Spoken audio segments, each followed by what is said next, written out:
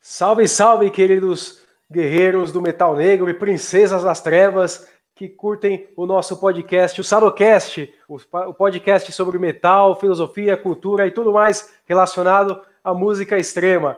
Sejam bem-vindos a mais um episódio e, em ocasião desse episódio, eu gostaria também de desejar aos nossos queridos ouvintes que são de ascendência germânica, né, os teotodescendentes que acompanham aí nossos episódios, porque hoje é o dia da imigração alemã para o Brasil, né?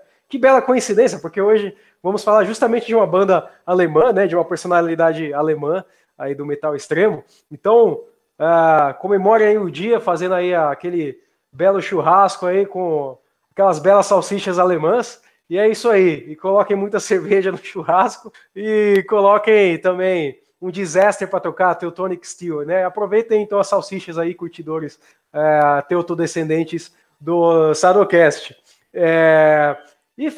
Esse episódio nós vamos falar de uma banda alemã, né? Vamos falar do Nagaroth, os Nagarotos e o Nagarok, né?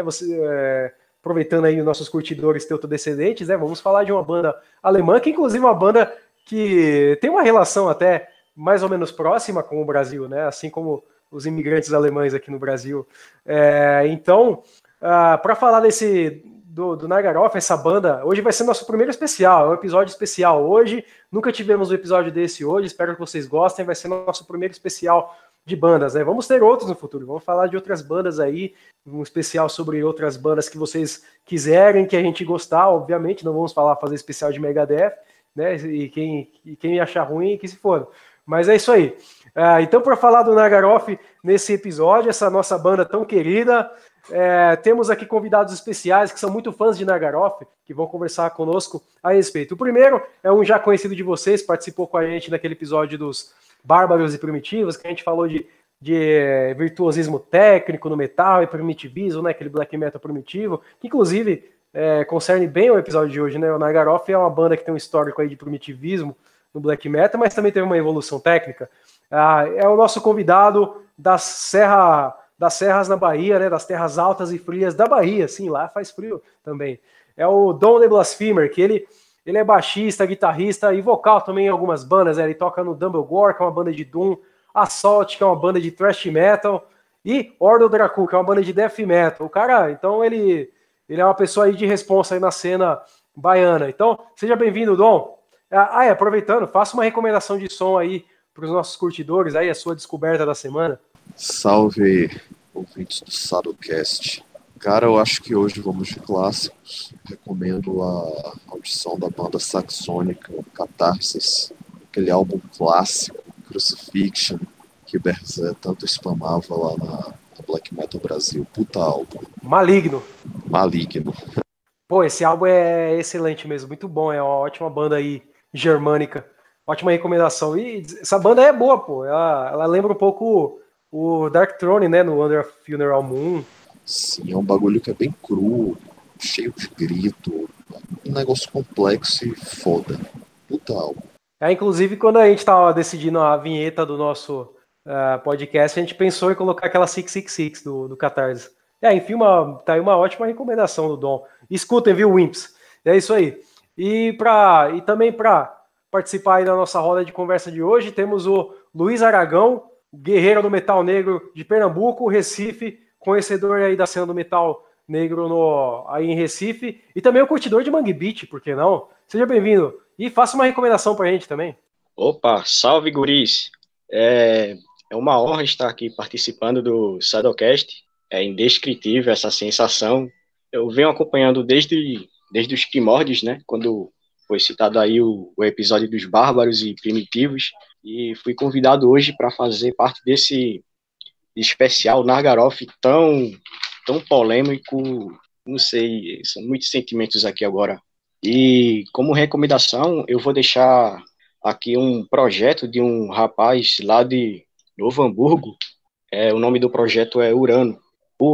Ele toca metal industrial, ele lançou 2 álbuns. Um se chama Urânio e o outro é Geno Exter. Tem lá no Bandcamp. tem também para baixar em blogs e etc. É um som engraçadinho, eu achei bem bacana e é a minha recomendação de play para vocês aí. É muita emoção, né? Participar desse podcast que tá sendo aí badalado, tá trazendo os assuntos mais badalados da cena metal durante o período de pandemia, né? Tá causando a revolução no metal extremo brasileiro. Seja muito bem-vindo, Luiz Aragão. É isso aí. Então vamos lá. E, claro, obviamente, para fechar essa conversa de hoje, eu, né, o apresentador mais carismático da internet brasileira, Nogueira Souza, aqui de São Paulo, né, conhecido de vocês já. É isso aí. E também, né, foi muito fã de Nagaroff, né, inclusive. É por isso que a gente está fazendo um especial de Nagaroff também. Ok, mas vamos lá, vamos então... claro, eu tenho que fazer minha recomendação, já estava esquecendo. Então vamos lá. Gostaria de fazer uma recomendação de uma banda brasileira. Minha recomendação é o Hecate, banda do Ceará, aquele play Odes ao Oculto. Eu estava ouvindo esse play esses dias, o play é muito bom mesmo. Os riffs de guitarra são muito bem trabalhados, assim, excelentes. É uma banda que tem um som assim mais puxa mais assim melódico, né? Mas tem letras bem interessantes sobre esoterismo, ocultismo, enfim, uma banda aí muito boa que vocês deveriam ouvir. Escutem, Hecate, Odes ao Oculto do Ceará, vocês não vão se arrepender. E se vocês se arrependerem, mandem nos comentários. Fala, Nogueira, essa banda é uma bosta, recomenda coisa melhor. Beleza, aí eu vou recomendar coisas melhores no próximo episódio. Mas é isso aí.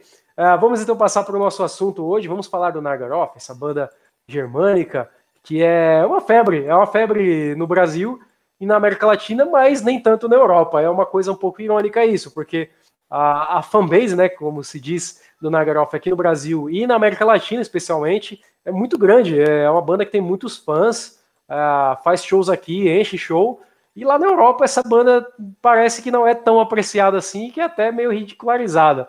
Por que será? Vamos falar um pouquinho a respeito disso hoje. Primeiro de tudo, eu gostaria de saber aí dos convidados, como que vocês conheceram o Nagaroff, assim, o que essa banda tem de especial que vocês gostam? Aragão, gostaria de começar? Opa, sim. Então, quando eu comecei a ouvir metal extremo, né, lá quando eu estava no ensino médio, 2006, 2008, por aí, eu entrei de cabeça logo nos clássicos, né, Burzum, Mayhem. Foi aí que eu conheci Nagaroff, fui gostando. Então, em 2010, eu entrei no Exército, né? E aí o pessoal lá escutava o quê? Pagode, brega, essas coisas do mundo. E aí eu metia um Semper Fidelis lá dentro do batalhão, o pessoal ficava olhando troncho assim pra mim. Porra, que porra é essa aí, meu irmão? Que tu tá ouvindo? Eu, tem que sacar esse play aqui, velho. Nagaroff é foda demais, cara. Que porra é essa? Sabe que esse play aqui, eu comprei na feira, o bagulho. Pô, Nagaroff é bom mesmo. Foi uma das primeiras bandas que eu comecei a curtir também, quando conheci metal extremo, né? Quem nunca quando é molecão, assim, adolescente, não se impressionou com aquele videoclipe que rolava no YouTube? Não sei se tem ainda, né? Porque o YouTube passou um pente fino em geral. Aquele videoclipe do The Day That Burzum Killed Mayhem, né? Que tem aquelas cenas daquele documentário Satan Rides the Media, das igrejas queimando lá na Noruega, das mortes. Você chegou a ver esse videoclipe, Aragão? Sim, eu cheguei sim. Inclusive, ele tá disponível no YouTube ainda, para quem ainda não conferiu essa bela obra da sétima arte. Belíssimo mesmo, né? Eu me lembro que eu não conhecia a história do Burzum, né, do Varg, Euronymous, das igrejas queimando. Então, a primeira vez que eu conheci essa história foi a partir desse videoclipe, né? Porque tinha as legendas e tal, eu fui lendo, eu fiquei, porra, caralho, que foda, né? Então, é muito bom que esse videoclipe esteja ainda no YouTube, né? Vamos ter mais gerações aí de adolescentes entrando nas entranhas do metal negro por causa do Nagaroff, né? E você, Dom, como que você conheceu o Nagaroff? Qual foi sua relação com essa banda? Então, cara, eu não sei quando eu comecei a ouvir Nagaroff. Provavelmente eu acho que foi em meados de 2006, 2007, algo assim, que foi justamente a época que eu comecei a me aprofundar mais dentro do black metal. Pra mim acabou virando uma banda importante. Mais na frente os motivos vão ficar mais claros. E é isso. Você também viu o videoclipe lá do Burzum matando o Mayhem? Cara, quem não viu esse videoclipe? Isso era um clássico do YouTube na época que não se tinha tanto material de de banda, assim, pra galera que tava começando a entrar no meio do black metal, aquilo ali era meio que obrigatório, né? É a primeira aula mesmo. Eu não sei se vocês lembram, mas nessa época aí, mais antiga, assim, 2000, acho que entre 2006, 2007, 2008, né? Essa época aí que tinha esse videoclipe no YouTube. Logo depois que eu conheci essa história, eu pesquisei, né, na internet e tal, e tinha um site, que era o site. Esse site ele era administrado, acho que era por um cara que fazia uns filmes de gore, splatter, que era um monstro legume. Ele tinha um perfil no Orkut. Era o Monstro Legume do Espaço. E era um site que contava toda a história, né? Lá da cena norueguesa, a treta entre Varg e Euronymous. Vocês chegaram a conhecer esse site? Não, esse site eu nunca cheguei a conhecer de fato. Ele tinha esse site, ele no final dele tinha história, né? Não tinha nem formatação, assim, era tipo um arquivo. Parecia aqueles arquivos TXT, sabe? Mas lá no final do artigo tinha umas fotos, tipo, engraçadas, assim, umas montagens. Tipo, tinha o Mussum, né, lá dos Trapalhões, na capa do Burzum, tá ligado? Tipo, o Melózov, ele tomando mé, umas coisas meio bizarras, assim. Você conheceu, Dom? Esse site circulava nas comunidades de Black Metal. Cara, aí já é underground pra caralho pra mim. Não lembro disso aí não, mas a foto do Mussum, ela me traz algum tipo de memória. Inclusive, eu acho que tinha até naquele blog das Turma Errada, aquelas comunidades que tinham de zoeira do pessoal da Black Metal Brasil. Mas desse site em si, não me recordo. Ah, sim, a imagem do Mussum, ela foi meio popular nessa época aí, né? Tipo, Burzum, Mussum, tá ligado? Umas coisas assim. Mas então, falando dessa treta norueguesa e o Nagaroff, né? Essa faixa é justamente daquele play, o Black Metal East Krieg, né? Que é Black Metal é guerra. E, pô, não tem como, né? Quando a gente é adolescente, a gente vê uma coisa assim, a gente fica, nossa, que foda, que radical, que extremo. E hoje em dia eu já não vejo isso muito assim, né? Ele parece algo meio uma caricatura. O que vocês curtem esse play? O que vocês acham dessa imagem radical, assim, forçada, que o Kanwulf, naquela época Kanwulf ainda, ele colocou nesse play? Para um primeiro contato, assim, você olha para a capa do Nargaroth e vê lá o Kanwulf com uma faca, uma espada assim na mão e diz: "Oh, que foda, velho. Vou baixar aqui esse play e ouvir." Mas assim, hoje não, para mim não é uma banda tão empolgante assim de se ouvir. E isso a gente vai explicar ao longo do podcast o porquê disso. Cara,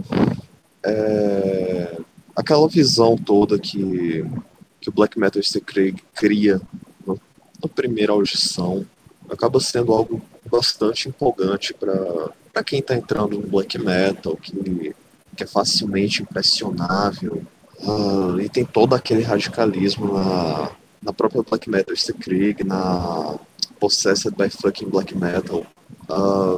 Acaba sendo muito sedutor para a cabeça do jovem Nargaroto ou Nargarota de comprar esse tipo de ideia. Hoje em dia eu já não consigo ver todo aquele radicalismo quase que romantizado que esse black metal, que esse álbum traz. Mas, como o subtítulo dele sugere, a Dedication Monument, eu acho que no ponto de vista de ser um monumento, uma forma de dedicar uma homenagem a essas bandas que estão ali, né, os covers e tal, é um puta álbum. Pô, eu acho ele um álbum bom, sim. Ele tem essa aura mágica, assim, de primeiro contato, sabe? Não tem como, né? Quando a gente é mais molecão, a gente tem aquele primeiro contato, sempre tem uma certa aura mágica, assim, tipo, nossa, que fantástico. Depois que você cresce, isso aí meio que desaparece um pouco, né? Você começa a ver até de maneira engraçada, você fala, pô, como é que eu levava isso a sério? Mas apesar de tudo isso aí, esse álbum é bom, mas eu acho ele ainda um dos mais fracos do Nagaroth. Eu acho que o Nagaroth tem álbuns muito melhores do que esse aí. Eu acho que esse aí ele é o mais famoso, de longe é o mais famoso do Nagaroth, todo mundo conhece o Nagaroth por causa dele, mas ele ainda é, na minha opinião, assim, um dos mais fracos do Nagaroth, até porque eu não acho ele muito genial musicalmente. Liricamente, então, porra, não tem nada de muito genial nele. Ele é uma insistência, aquele clichêzão de black metal radical, black metal é guerra, sabe? Mas Assim, né? É uma banda assim, porque um álbum que para ouvir hoje, assim, tomando a cerveja, ele até cai bem. Mas já não é uma coisa que eu consigo já levar a sério como eu levava, não. Agora não dá para deixar de notar também a semelhança gritante da foto do Canwulf na capa desse play e aquela foto clássica do Varg, quando ele deu aquela entrevista lá que ele fala. Ele deu a entrevista pro jornal norueguês, inclusive, é uma entrevista meio controversa, porque tem aquele documentário que eu acho que é Once Upon a Time in Norway, que o Mannheim, né, que é o baterista do meio, ele fala que ele deu essa entrevista, né, no jornal norueguês, e depois dessa entrevista, tipo assim, tudo que acontecia naquela cena underground norueguesa foi revelado, né, e aí começou a vir a cair polícia em cima, começou a dar problemas para eles, né, então é uma entrevista meio complicada, assim, do Varg, né, e ele tem aquela foto que ele tá com a faca, tal, de cabelo grande, o cabelo dele eu acho que tava pintado ainda de preto, e o Canwulf ele vai lá e, tipo, copia, assim, na cara dura, ele faz um hip-hop. Inclusive, esse álbum ele tem uns hip-hops, né, o Dom? Você manja? É uma coisa que é meio complicada esse bagulho dos hip-hops aí desse álbum, né? Porque como o próprio álbum sugere, acabou sendo a forma de homenagear as bandas que ele curtiu, ou que ele curte, ainda não sei. Você vai ter aí um cover do Azul Banhami, A Far Beyond the Stars. Você vai ter cover do Lordful, do Root, Moonblood e o Street também de tabela, né, com aquele riff mais dissonante da Black Metal Stick Creek. Então eu não vejo tanto como um hip-hop. Eu acho que ele pegou coisas que influenciaram ele e colocou ali, fez todo um registro, tanto fotográfico quanto sonoro, né? Você, Aragão, quer comentar? Sobre os hip-hops, eu acredito que esse do Street, como o camarada Dom falou agora há pouco, isso foi uma coisa bem complicada mesmo. Para mim é um hip-hop total. Acredito que na época o Canwulf ele desconhecia uma coisa chamada direitos autorais. E tem um outro caso também que não é tão óbvio assim como esse riff do Street, que é no final daquela música do Amarok, A Ira do Cordeiro, Zorn das Lâminas, que um dos riffs dessa música, logo no final, ela é bem parecida com a segunda parte do Lost Wisdom, do Burzum. A diferença é só a cadência da música e o arranjo das notas. Para uma pessoa que toca guitarra, que está acostumada a tocar essas músicas direto, essa pessoa ela vai perceber essa diferença. Mas como eu não toco porra nenhuma, eu nem ligo. tem mais um ainda também, aquela Eric meio Rape the Angels, mas tudo bem, né? Considerando esse ponto de vista do Dom, se a gente entender o álbum como um monumento ali, um tributo, até vai, né? Acho que ele, pelo menos, ele conseguiu se safar por aí, né? O Canwulf. Mas tem mais esse riff aí daquela Eric meio Rape the Angels, que é uma música que eu acho que ele dedicou até aquele baterista, né? Que tocou no Immortal, que ele tem um riff que é muito parecido também com a música do Immortal, né, que era aquela The Sun No Longer Rises. Enfim, esse álbum ele tem essas referências aí, quem curte essas outras bandas acaba flagrando, mas eu acho que, mas é justamente por isso que eu acho que esse aí é um dos álbuns mais fracos assim do Nagaroff, tanto musicalmente quanto liricamente. Ele é muito tributo, sabe, é muito, black metal, da hora, radical, mas assim, não tem muita genialidade dele. Assim, aquela Seven Tears Are Flowing Through the River, ela até é genial, assim, ela virou tipo um hino no black metal em geral, a gente até comentou dela no episódio passado, porém, aí tem uma outra coisa que eu não sei se é um hip-hop, se é uma coisa muito... mas pode ser que tenha uma relação, ainda mais considerando que é da Alemanha. Existe um grupo musical dos anos 70, é um grupo musical de música de discoteca, sabe, tipo Bee Gees, tudo mais, que eles têm uma música, é um grupo alemão até, eu acho que é Gambay Dance, alguma coisa assim, e eles têm uma música que o refrão é tipo assim, Seven tears are flowing to the river, e puta, muito engraçado, mano, o vídeo tem umas negonas dançando assim, tal, uns black, eu não sei, viu, sendo da Alemanha e sendo o Nagaroff, eu até suspeito que deva ter tido alguma influência nisso aí, aí fica até engraçado a gente ouvir essa faixa depois que a gente conhece essa banda aí dos anos 70. Mas enfim, né, vamos Vamos lá, eu acho o Black Metal Skrig um dos álbuns mais fracos do Nagaroth. Mas e vocês? Vocês acham que esse álbum está entre os melhores ou ele está entre os mais fracos? Dom? Por vezes eu acabo nem considerando o Black Metal Skrig como parte da discografia do Nargaroth. Para mim ele é um álbum à parte. Para mim ele é realmente um álbum à parte, ele não está dentro da discografia oficial do Nargaroth, até por culpa do serviço dele para a história do meio do black metal. Mas se for levar em conta este argumento dele estar dentro da discografia do Nargaroth, aí eu já devo concordar com você e achar ele um álbum fraquíssimo. O Canwulf, o Ash, ele é uma máquina de riff, ele é uma máquina de fazer música. Veja os álbuns que vieram logo após, né? São álbuns complexos, super preenchidos, e tudo isso veio dele. Então, Black Metal Skrig acaba ficando muito fraquinho perto dos outros. Em questão de técnica, eu vejo o Black Metal Skrig como um álbum não tão genial assim, mas em questão de espiritualidade, de sentimento, é um álbum bacana, para mim é um dos top 3 do Nargaroth, porque ali ele quis fazer um tributo ao que ele gostava, aos projetos, bandas que ele achava, pô, eu curto pra caramba essa banda aqui, vou fazer alguma homenagem, mas em termos de técnica, de arranjo musical, é bem fraquinho mesmo. Tem álbuns bem melhores nesse quesito, como o Jahreszeiten, né, As Quatro Estações. Esse é um puta álbum bem técnico, mas eu vejo isso como natural, porque se tratando do primeiro álbum gravado em estúdio, né?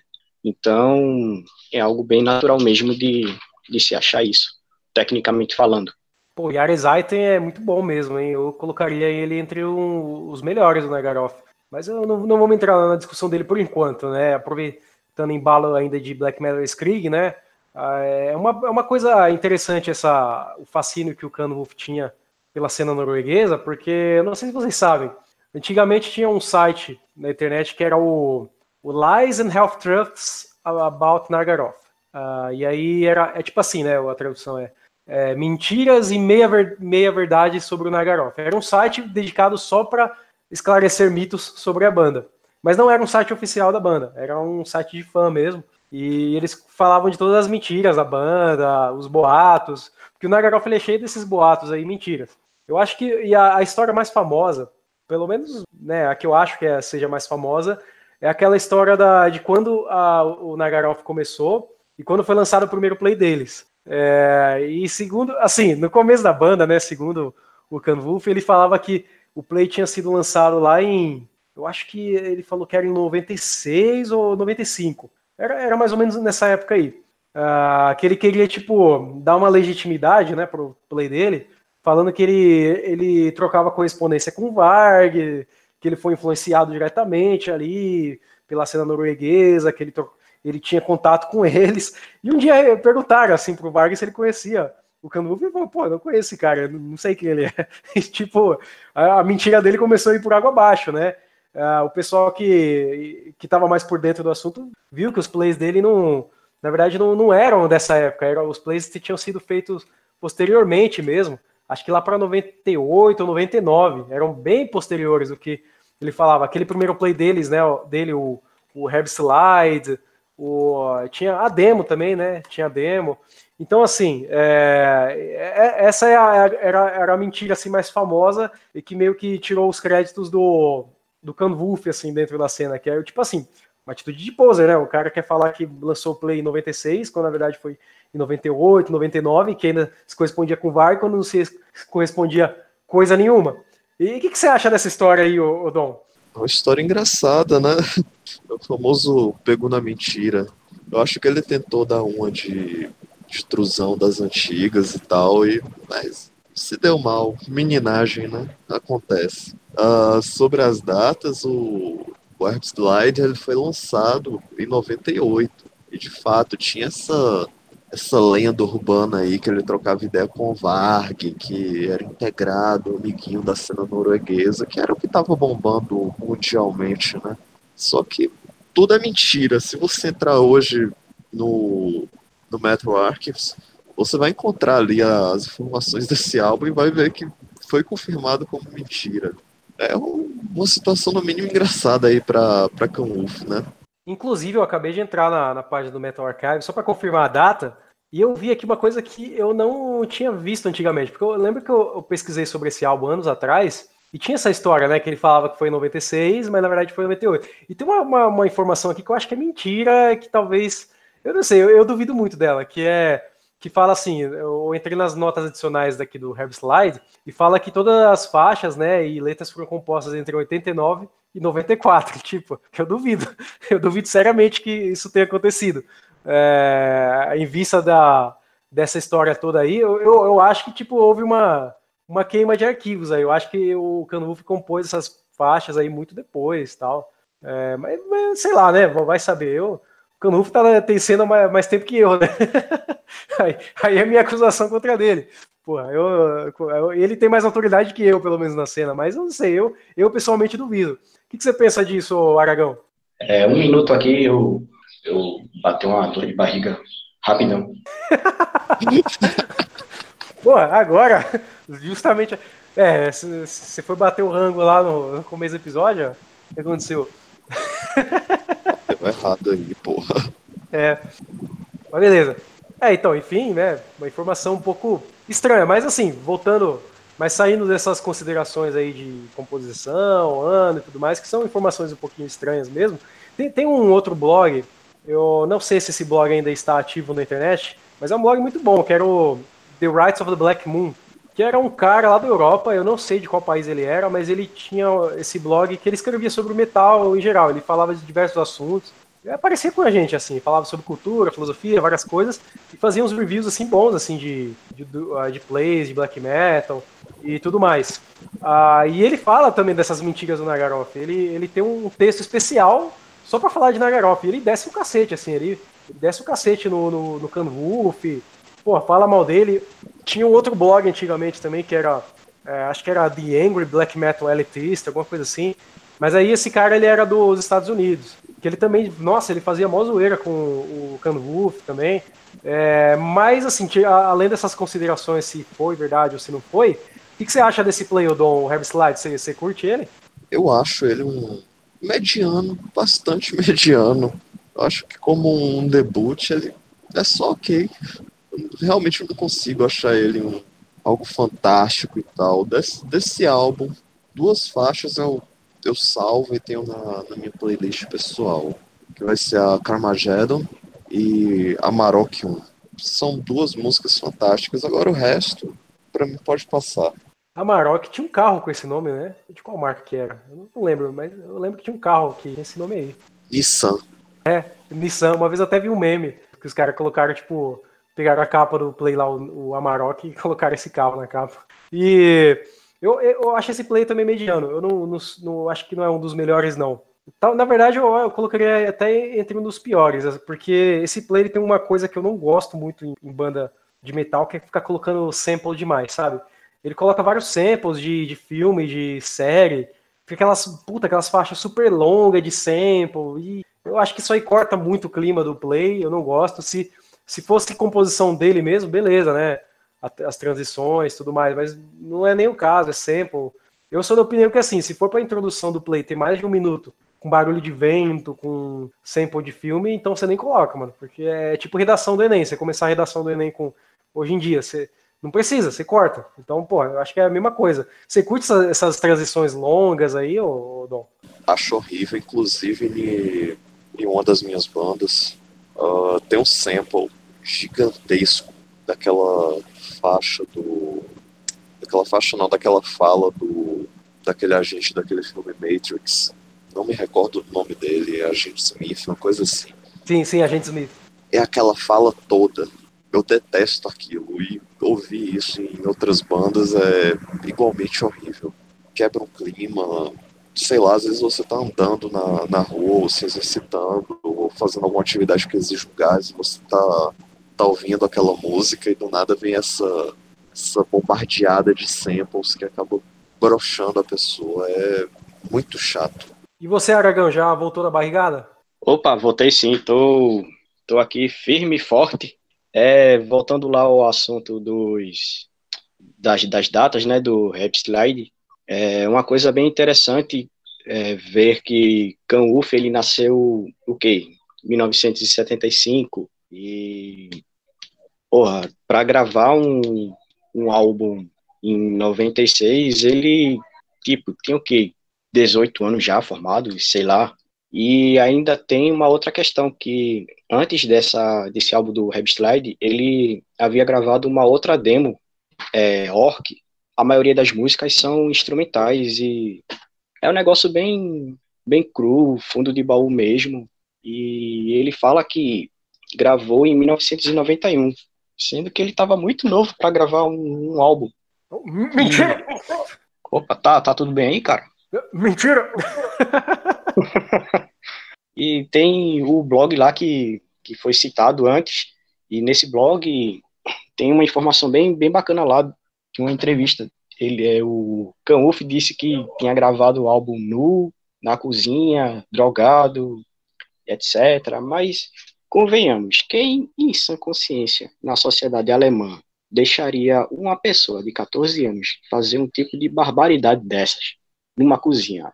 Eu, se eu fosse o pai do Can-Uf, eu botava ele pra fora de casa. O que tá fazendo ele na minha cozinha, pô? Tinha que descer o cacete nesse moleque aí, né? Porra, 14 anos já, essas ideias erradas aí. Nas garoto total. Na garoto total mesmo. Pô, realmente, se ele é de 75 e lá no Metal Archive você tá falando que ele compôs o trampo entre 89 e 94, porra, ele era muito novo, mano, pra ter composto o Play já nessa época. Tudo bem, né? A gente até entende que existem garotos prodígios por aí que compõem algumas coisas muito novo, mas eu não... Vai saber, né, se é o caso do Can-Uf e suas historinhas. Mas é isso aí. E além do Herb Slide, né, a gente falou do Herb Slide, o Black Metal Skrig, que mais dessa época? Temos temos aquele próximo álbum, que é o Geliebte des Regens, né, que é o Amado das Chuvas. Esse álbum, eu acho que ele é um pouco especial, até considerando, assim, vista do que a gente falou no último episódio até. A gente fez um episódio sobre Depressive Suicide, Black Metal, e esse álbum, ele é praticamente um álbum de DSBM. São músicas, assim, com aquele andamento bem lento, devagar, depressivo. Eu lembro que o Nagaroff, ele tem uma coisa que eu acho muito legal, que outras bandas não fazem, que, assim, ele tem o site, né, oficial da banda, que tem os lançamentos, ele coloca um PDF lá com as informações dos lançamentos, tem as letras, ele fala, explica todo o play, o conceito por trás. Pô, que eu acho isso aí muito legal. Antigamente, quando eu escutava mais da Garof, eu li muito o site deles, as informações, e em especial esse do Geliebte des Regens, né, para entender as letras, do que ele queria falar. E assim, eu acho esse álbum aí ele muito fundamental para entender até o DSBM, por causa do andamento dele. E vocês consideram que o Nagaroff possa ter sido um grande precursor, assim, não precursor, um pioneiro do DSBM, que talvez o Nagaroff tenha sido a grande influência pro início desse gênero? O que você acha disso, Dom? Eu vejo como precursor do DSBM o Azuban Hani, algumas passagens do Street também que ficaram bastante marcadas nessa galera. O próprio Burzum. O Nargaroff, eu acho que ele foi o precursor nesse negócio de você fazer músicas longas e por vezes repetitivas, como se fosse um mantra. Nesse álbum eu acabo enxergando muito isso. Todas as músicas são enormes. Se eu não me engano, a mais curta tem o quê? Uns 10 minutos. A mais longa vai chegar aí a 18 e meio, algo assim. Então, esse álbum, como pioneiro, como precursor, eu não boto muita fé, não. Mas para o que já tinha na época, eu acho que ele foi influente. Eu acho que ele foi influente, ainda mais para botar esta fórmula, né, de músicas longas, repetitivas. E é isso. Esse álbum, ele é mais para você estar ouvindo ele em algum dia de chuva, você tá a fim de dormir, daí você vai lá e coloca o Gellip de Higgins, e aí começa aquelas músicas longas e dependendo do seu sono, você já tá nos braços de Morfeu. Mas assim, ele pro DSBM eu não vejo tão, tão influente assim. Não considero ele um álbum tão influente. Como o camarada Dom aí falou, o Burzum ele teve uma influência maior pro DSBM. Faixas anteriores do Nargaroff também tiveram mais influências ainda pro DSBM quanto esse álbum em específico, como é o caso lá das Serventias que rolam no Rio. Essa música ela teve mais influência no DSBM quanto o Gellip de Higgins em si. Essa é a minha visão. Eu penso assim, né? No último episódio, né, a gente falou do Nocturnal Depression, né? Que no Nocturnal Depression talvez tenha sido o grande nome, assim, dentro do DSBM, que tipo, meio que causou febre mesmo. Fez o gênero decolar de vez, que esse gênero, ele acabou se popularizando mais ou menos ali pela metade dos anos 2000. Foi mais ou menos a época do Nocturnal Depression, né? Quando eles entraram em evidência. E eles fizeram, né? Eu fui no show deles aqui em São Paulo, eles fizeram o cover de Nagaroth, né? Mas assim, foi da Seven Tears Are Flowing to the River, que eu acho que também é uma grande faixa, assim, que foi grande influência para a construção, assim, de um DSBM, né? Claro, teve o Burzum, o Street, teve o Forgotten Tomb, que a gente comentou no outro episódio também, né? Mas eu acho que o Nagaroff já apontava para um sentido, assim, né, de um black metal depressivo. O Dom apontou bem, né, que o Nagaroff é uma dessas bandas que tem esse caráter longo e repetitivo de música. Porque para muita pessoa é meio irritante no Nagaroff, né? Eu, pelo menos, quando eu comecei a escutar o Nagaroff, eu achava um pouquinho meio irritante, assim, que as músicas fossem tão longas e repetitivas. Mas depois eu comecei a compreender isso melhor. Eu até gosto, eu acho essa fórmula interessante, dar essa ideia de mantra, de transe. Os álbuns do Nagaroff, eles são meio para viajar, assim mesmo. E eu acho que já lá no Herbslide, talvez já apontava, assim, uma coisa assim repetitiva, longa, depressiva. Inclusive, uma coisa que eu esqueci de comentar quando a gente falou do Herbslide, tem aquela outra polêmica, que foi daí que começaram a surgir aquelas acusações em cima do Canwulf de NSBM, né? De falar que ele era nazista. Eu não sei se vocês sabem, mas no encarte do Herbslide tinha uma frase que era música de homem branco para homem branco. Já viram a foto desse encarte? Eu já vi sim a foto desse encarte e isso ele tentou desmentir anos mais tarde, dizendo que essa frase ela foi tirada de contexto. Ele queria dizer que aquela música era para aquelas pessoas daquela cena, no caso, a cena alemã de black metal. É até interessante falar sobre essa cena, porque era uma cena bem pequena, as pessoas, elas umas se conheciam entre si, uma ficava apoiando o projeto da outra, e aí vem as corroborações lá daquelas coisas que ele falava nas entrevistas nos tempos do Headslide. O pessoal confirmando lá, dizendo que não, antes de 96, ninguém havia falado de Canwulf, ninguém sabia nada de Nargaroth até então. Deixa eu ver aqui. Bom, acho que é isso aí. Cara, eu acho que Canwulf, naquela época, ele era o famoso Maria vai com as outras. Eu acho que ele viu o Panzerfaust lá do Dark Throne, que tinha o Norsk Arisk Black Metal, que sabemos que foi só pra causar intriga, né? Pra causar ódio e tal. Ele acabou tentando fazer igual. Só que no caso dele, como já tinha a fama de mentiroso, acabou pesando mais. Então, realmente eu não consigo nem dar a mínima pra esse tipo de coisa vindo dele. E o tempo acabou provando que ele tá bem longe disso aí. Ele negou tudo isso aí, tudo mais, só que hoje ele continua sendo perseguido, assim, por Antipas, né? Quer dizer, naquela época ninguém ligava, né? Não, era isso aí era uma coisa que circulava entre o pessoal do metal, né? Ninguém ligava muito pro fato de Nagaroth ser ou não NSBM, e os pessoal que ligava era mais o metal. Hoje em dia, com essa onda aí de Antifa, politicamente correto, cancelamento, o caralho é quatro, aí rola mais essa questão de boicote, né? E hoje em dia tem as fotos aí do Canwulf com camisa anti-Antifa, né? Ele tem aquele movimento deles lá, vocês já viram? Qual é o nome dele? aquele movimento mesmo? Você sabe, o Aragão? Não sei. Agora, falando em Antifa e tal, tem uma foto dele circulando na net, tacando fogo numa bandeira Antifa.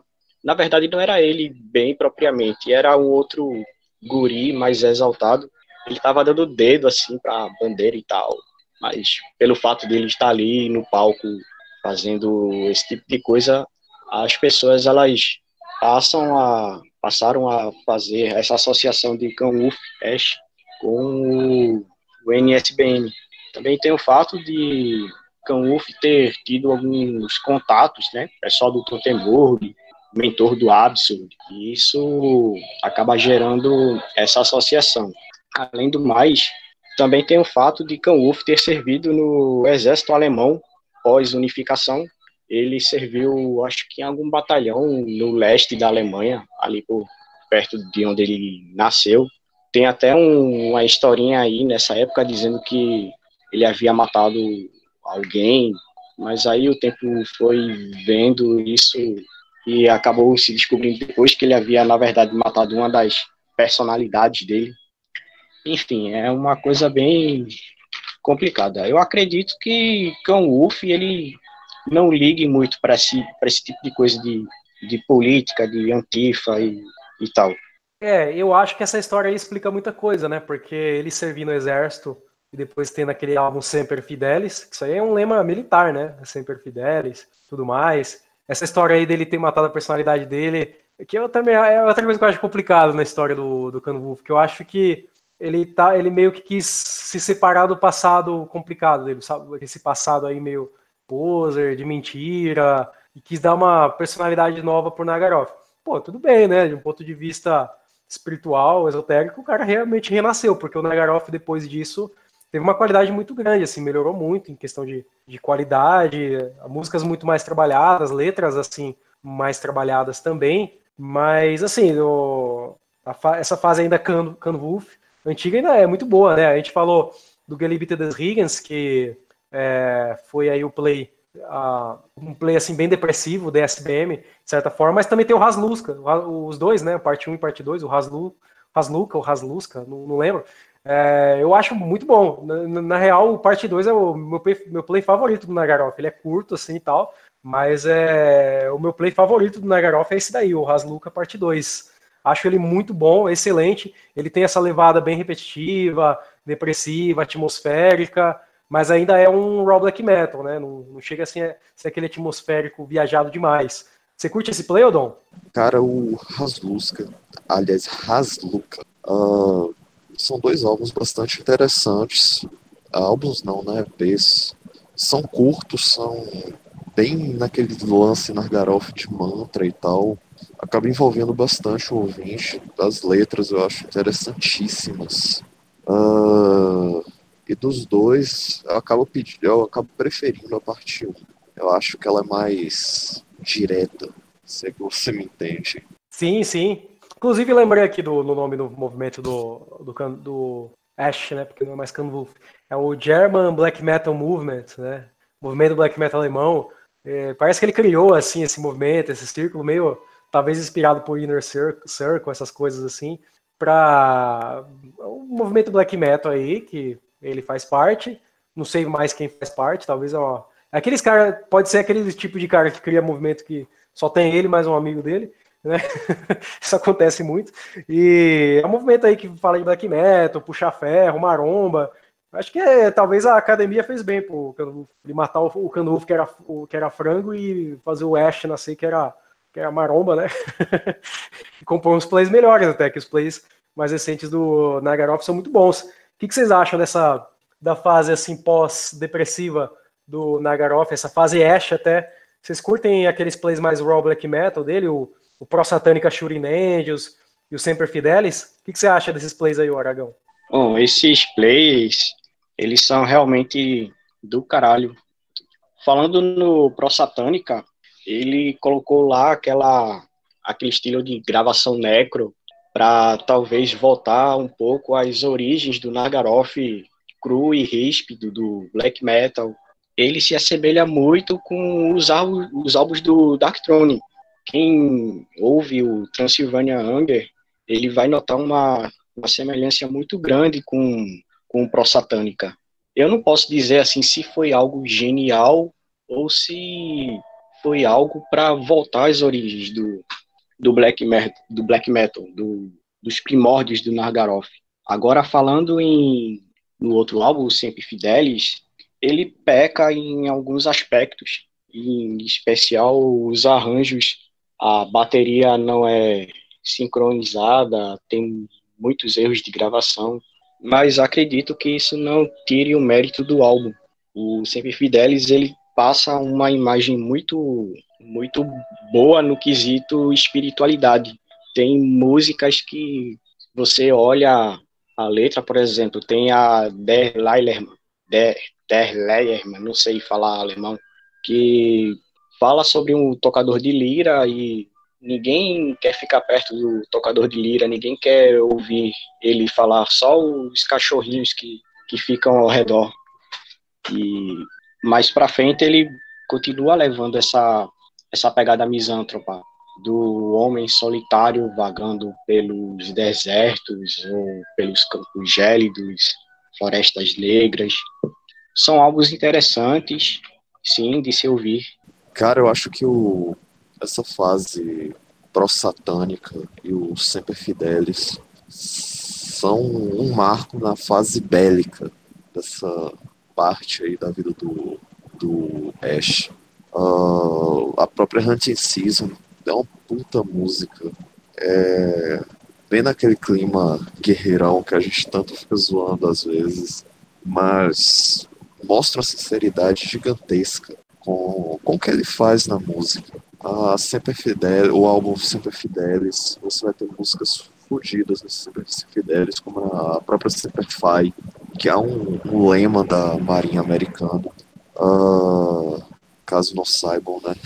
Você vai ter aí a música I Still Know, que fala sobre os sentimentos dele a respeito do black metal, que é sobre vinil, tapes, colete jeans, spikes, todo esse espírito visual do black metal que ele também sempre quis carregar. Eu acho que são dois álbuns importantíssimos. Juntou o ódio dele, que ele acumulou quando ele estava no exército, estava começando a caçar, sei lá que diabos é que ele estava fazendo, e juntou com essa fase dele querer se renovar, e acabou virando esses dois registros fantásticos, odiosos, crus e super sinceros. O Dom falou em aspectos sinceros das coisas, eu concordo com ele nessa parte. O Canuf, ele, no Semper Fidelis e no Pro-Satânica, ele colocou todos os sentimentos dele ali para quem quisesse ouvir. Quem não quisesse ouvir, sei lá, foda-se. Eu acho que essa fase aí é a melhor do Nagaroth. Essa fase inaugurada pelo Hasluka. Ela começa a Hasluka, né? Depois o Pro-Satânica, o Semper Fidelis e o Jahreszeiten. Eu acho que essa sequência de plays assim, do Nagaroth é assim, a mais foda que tem. Eu acho que foi assim, o auge de criatividade do Canwulf e Ash, né? O Semper Fidelis eu acho melhor que o Pro-Satânica, apesar de todos esses erros aí, esses problemas que o Aragão apontou. Porra, eu acho ele muito bom. Liricamente também, o Dom apontou muito bem, ele tem algumas coisas legais também. O Aragão também apontou essa questão aí das letras. Ele tem umas letras meio motivacionais até, umas letras tipo... Se por um lado antes o Nagaroth falava muito uma questão de depressão, nesse álbum aí não, ele tá mais revoltado, ele tá mais combativo, de luta, que eu acho muito bom. Eu até gosto, assim, até prefiro quando a banda tem uma pegada lírica desse jeito aí, mais heróica, de impor vontade, né? E eu acho o Semper Fidelis, assim, porra, demais esse play aí, muito bom mesmo. O Pro-Satânica também acho muito bom, apesar dele ele realmente usou essa proposta aí de gravação necro. Eu acho que isso aí é um grande mérito do Canwulf e do Ash, que é justamente ele conseguiu realmente fazer uma gravação necro, emular aquela gravação necro de black metal tradicional e de uma forma legal, com bom resultado. Ficou bem tosco, tem gente que não gosta, né? Acha que o play ficou uma gravação muito chiada, aguda, mas eu acho que ele ficou muito bom, ele conseguiu captar bem a ideia de gravação necro. Eu lembro que quando eu li uma vez o PDF que tinha lá no site oficial do Nagaroth, sobre esse play, ele falou que gravou bêbado algumas faixas, tal, e, tipo, eu acho que ele tentou mesmo emular, né, a questão do Necro na gravação. E também tem umas faixas muito boas, assim, só que ele tem a mesma pegada repetitiva, longa, de transe, né, mas já é um raw black metal, é mais agressivo, né, uma coisa um pouco diferente. Mas ainda assim, eu acho o Hasluka Parte 2 assim, o melhor, assim, tipo, o grande auge do Nagaroff. Inclusive, esse play ele foi gravado os dois, né? O Parte 1 e o Parte 2, ele é dedicado a pessoas que se suicidaram, né? E no Hasluka Parte 2 ele tem uma faixa lá, a última, né? Que ele dedicou especialmente pro Bon Scott, do AC/DC, que morreu, né? Não foi bem um suicídio, né? Mas assim, ele dedica para ele, né, essa faixa, que ele é fãzão de AC/DC, ele gosta muito dessa banda. E o AC/DC, ele analogamente é uma banda bem repetitiva. Não é longa, mas é bem repetitiva. Você curte AC/DC, ou não? Cara, não. Eu curto uma música ou outra do AC/DC, mas, pô, no geral, não consigo parar pra ser fã, não. E você, o Aragão, curte? Não, eu passei direto dessas bandas mais clássicas, assim, do rock. Eu fui direto pro extremismo. Eu não sei, nunca me empolguei em ouvir AC/DC ou Metallica ou qualquer coisa correlata. Acho broxante, não sei, não me empolgo. É uma banda que eu também ignorei muito, né? Nunca me chamou muita atenção, mas há pouco tempo atrás eu peguei algumas coisas do AC/DC pra escutar. Tem algumas faixas legais, só que é uma banda que faz cover de si mesmo. Tipo, todo play é o mesmo play. A banda quer sempre repetir a mesma fórmula. De certa forma, lembra um pouco Motorhead. Motorhead é uma banda assim, legal, assim, mas é uma banda que faz cover de si mesma, né? Acho meio complicado isso aí. Cara, o Motorhead pra mim já é outro nível, eu sou fãzão. Tanto que eu tenho até um tributo do Motorhead. Outra banda também que em partes faz cover de si mesmo é o Iron Maiden, né, cara? Você pega ali um álbum do Iron Maiden, tem uma fórmula, e eles mantêm essa fórmula em todos os álbuns. O Iron Maiden faz cover de si mesmo, e aquelas bandas de Melodeath sueca fazem cover de Iron Maiden. Essas bandas são bem influenciadas por aquela pegada de riff melódica do Iron Maiden, né? Tipo In Flames, né? Mas assim, voltando ao assunto, voltando na Nagaroff, e aí eu falei que, na minha opinião, essa fase aí é a mais genial do Nagaroff, que ela termina no Jahreszeiten, que a gente falou no começo do episódio. Esse play, ele também é muito bom mesmo, ele é genial. Ele tipo meio que emulou, né? Eu não vou falar copiou, né? Porque eu já acusei ele no começo do episódio, né? Eu não agora eu vou passar um pouco de pano pro Canwulf, né? Ou pro Ash. Ele emulou aquela ideia do Vivaldi, né?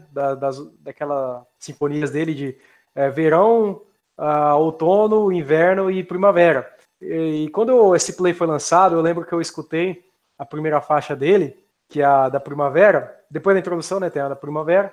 E, porra, eu dei risada escutando o play. Eu, tipo, achei engraçado, achei muito engraçado esse play. Aquela faixa inicial.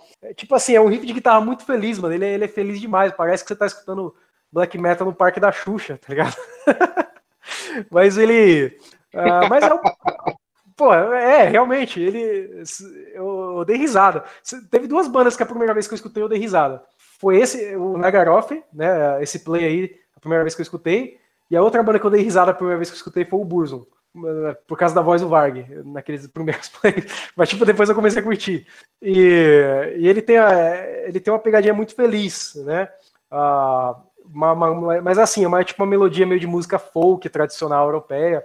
E realmente, ele falou depois que ele se inspirou em uma música tradicional lá do leste europeu para compor essa faixa aí. E esse play tem umas ideias bem interessantes, né? Você gostaria de comentar a respeito delas, ou Aragão? Falando no Vivaldi, né, como foi citado, será que ele teve essa inspiração em Vivaldi, nas Quatro Estações, em outros clássicos do cancioneiro popular alemão ou da literatura, em um tempo em que ele estava na Universidade de Leipzig? Sim, ele estudou lá por um tempo. Black metal também é cultura. Estudando o que ele estudava lá, eu não faço ideia, mas ele passou um bom tempo lá. E universidade é um lugar onde a gente tende a ter mais contato com essas coisas mais, como é que eu posso dizer, culturais. Porque quando a gente está no ensino regular, a gente vê os textos assim, olha assim, porra, eu não vou ler isso não. Mas aí quando você está na universidade, você vai tendo contato com ideias novas, você acaba trazendo um pouco de inspiração para si, pelo menos para fazer arte ou para ser um sujeito melhor. O Jahreszeiten é um álbum muito bom. Eu acredito que esse álbum ele seja o grande auge do Nargaroth. É um álbum bem genial, tecnicamente falando. Eu confesso que também dei risada na primeira faixa. Quando eu ouvi, eu olhei assim, porra, isso aqui não tem nada a ver com black metal é guerra. Isso aqui não é black metal é guerra. Isso aqui é black metal é diversão. Black metal é amor. Black metal é amor, black metal é vida. Então eu fiquei um pouco confuso. Mas aí, ao passar das estações, as músicas elas vão tendo um caráter diferente, de acordo com a própria estação. Por exemplo, a outono, você vai vendo aquela coisa mais melancólica. E aí quando chega no winter, que é a última faixa, você vê uma coisa mais crua e ríspida. E isso é black metal. Cara, devo admitir que eu também ri pra caralho quando eu ouvi aquela porra daquela bateria junto com aquele riff da Feeling. Ficou parecendo uma mistura de polka com tecnobrega, saca? Ficou um bagulho muito engraçado. Só que depois eu vi que ele tava fazendo referência ao Four Seasons do Vivaldi. Aí eu resolvi dar uma chance. Parei pra ouvir, pra ler as letras e tal. E hoje eu acho uma parada genial. Eu achei que foi uma das melhores coisas que o Ash fez na carreira dele. Tanto que saiu quebrando as pernas de uma cacetada de druzão que só fica ouvindo aquelas bandas de black metal que você não entende porcaria nenhuma e só tem letras vazias. E se juntou ao clássico. São músicas que vão evoluindo, que, como o camarada Aragão falou, vão pegando o sentimento das estações em forma de registro musical. É uma parada que é foda, e quando você ouve isso acompanhado das letras, a experiência acaba se tornando muito mais fantástica. Então, para quem tem algum tipo de preconceito, ainda um guerreirão truzão do metal, sossegue um pouco o facho, abre a cabeça e ouça o álbum com calma, que você não vai se decepcionar e mal não vai fazer. Tem um detalhe nesse play aí que eu acho muito relevante falar, porque ele mesmo falou que a ideia do álbum, pelo menos liricamente, assim, é descrever as fases do amor. Eu falei black metal amor, mas tipo, não é à toa, é black metal is Liebe, né, que porque a ideia do play é demonstrar as fases do amor, né, tipo assim, a primavera é quando ele nasce, né, desabrocha, você fica feliz, bobo, retardado, por isso você tem aquela música super feliz. Aí depois tem o verão que você vive o amor muito intensamente e tal, você aproveita, que eu acho que essa faixa é o ponto alto do play, a Sommer. Muito boa essa faixa mesmo, tem alguns arranjos de guitarra assim fantásticos. A bateria dessa faixa, inclusive, tem um trecho dela que fica um pedal duplo muito intenso, assim. E eu lembro que quando esse play saiu, rolaram umas acusações falando que ele usou bateria eletrônica, que aquela bateria não era de verdade.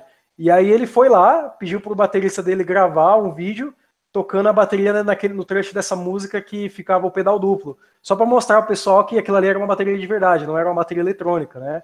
E essa faixa é muito boa, né? Aquele amor intenso que você vive, você aproveita ele.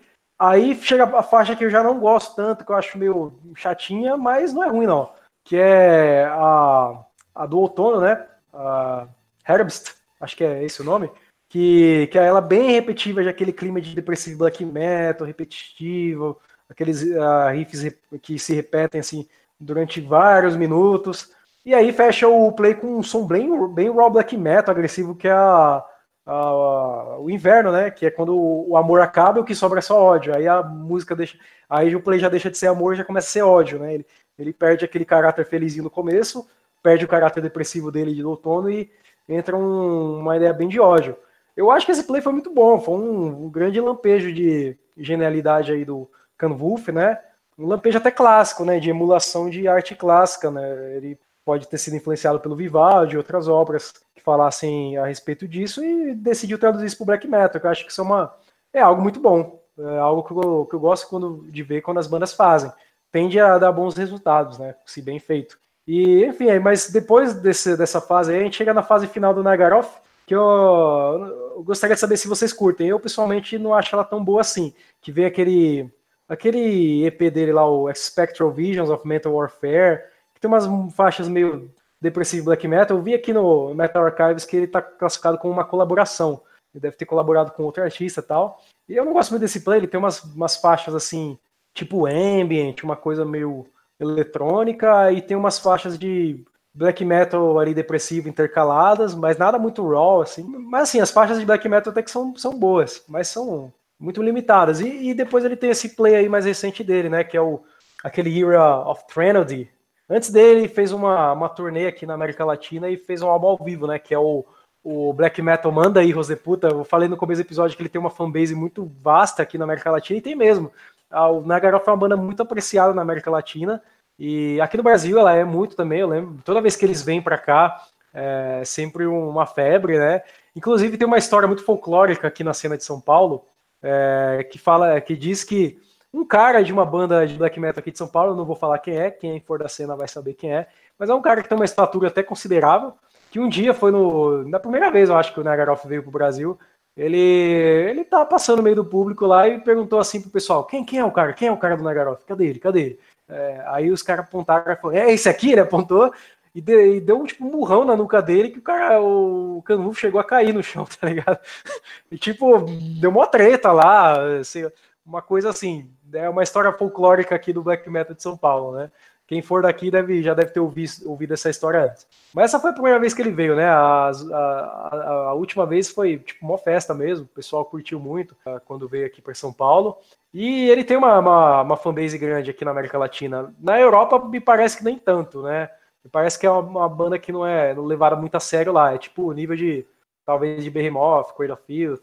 Tem uma fanbase, sim, mas não é levada tão a sério. Mas agora ele tá com uma postura um pouco diferente, com esse German black metal movement aí, esse marombismo dele, que essa revolta dele com os Antifa, que fica boicotando os shows dele. Inclusive tem aquela banda de metalcore alemã, o Heaven Shall Burn, que uma vez fez uma publicação na página deles zoando com o Nagaroth.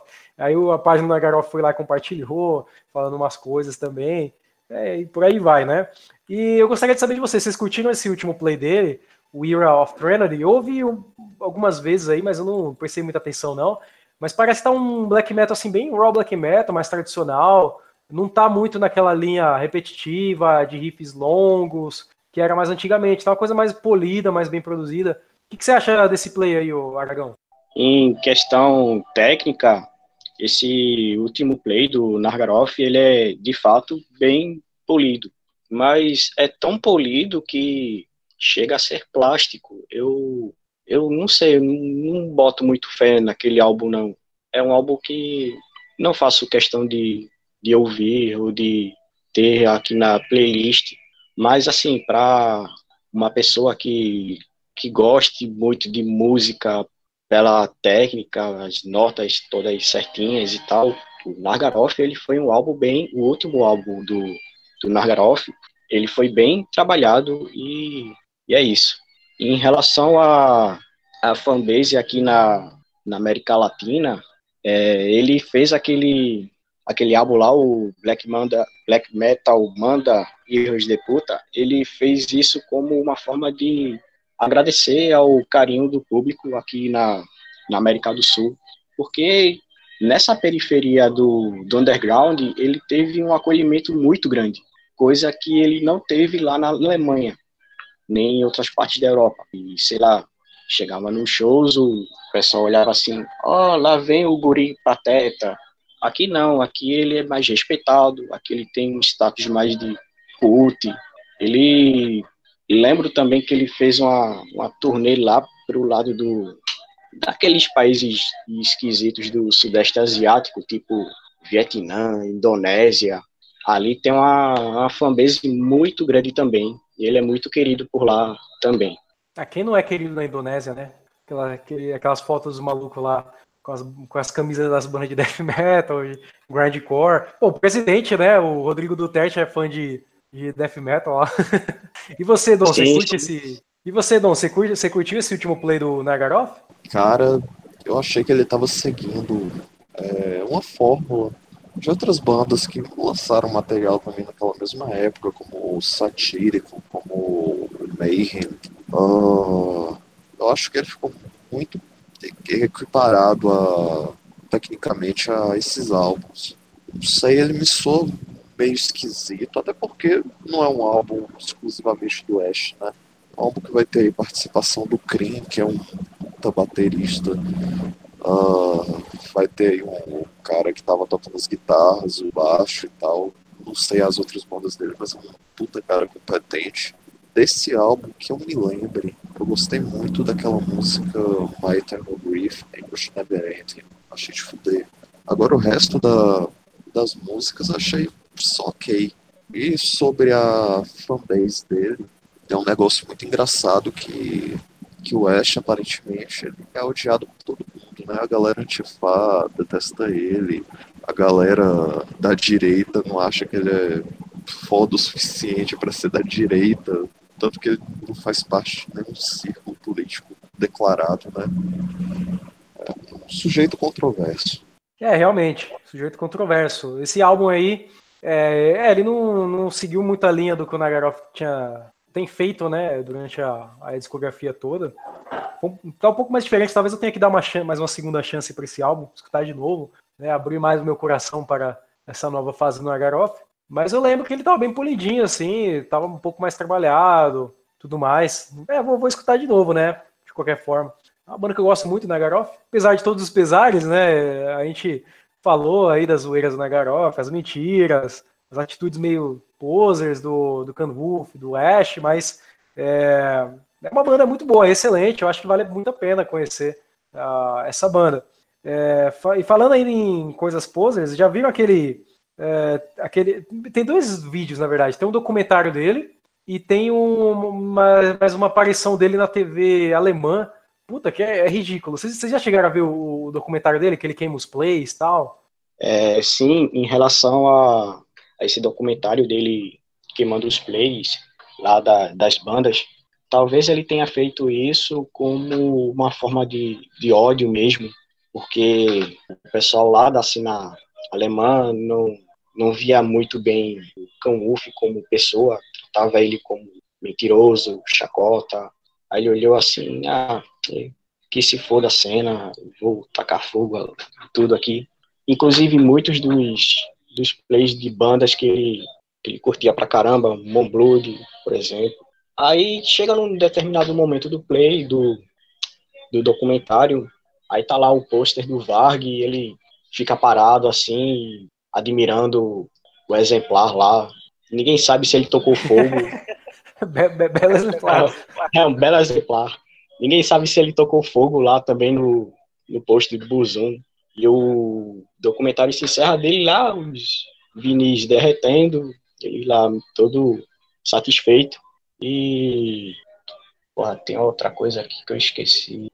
Sim, da entrevista lá do programa de TV, dizem que ele era da cena gótica na época, antes de entrar no black metal, em 96, por ali, e ele andava com os góticos lá da cena alemã, e ele curtia se vestir com esses trajes inusitados. A camisa do cara parecia uma meia calça, ele lá todo felizão.